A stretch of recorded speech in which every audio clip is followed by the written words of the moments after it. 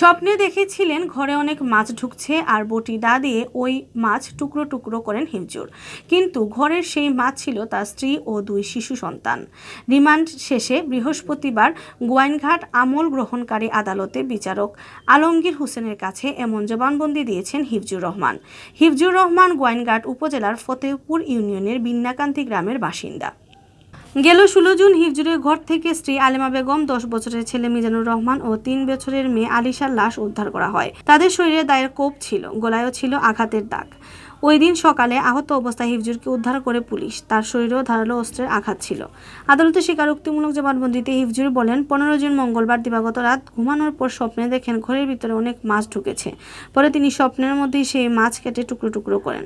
পরে হিতাহিত জ্ঞান ফেরার পর তিনি বুঝতে পারেন তিনি স্বপ্নে দেখে স্ত্রী ও 2 সন্তানকে দা দিয়ে কেটে খুন করে ফেলেছেন।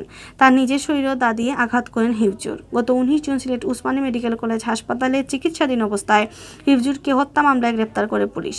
পরদিন 20 জুন তাকে আদালতে হাজির করে জিজ্ঞাসাবাদের জন্য 7 দিনের রিমান্ড আবেদন করেন তদন্তকারী কর্মকর্তা পরিদর্শক দিলীপ কান্তি নাথ। এই আবেদনের শুনানি শেষে গোয়াইনঘাট আমলি আদালতের বিচারক অঞ্জন কান্তি দাস 5 দিনের রিমান্ড মঞ্জুর করেছিলেন। রিমান্ড শেষের একদিন আগে হিফজুর এই স্বীকারোক্তি দেন।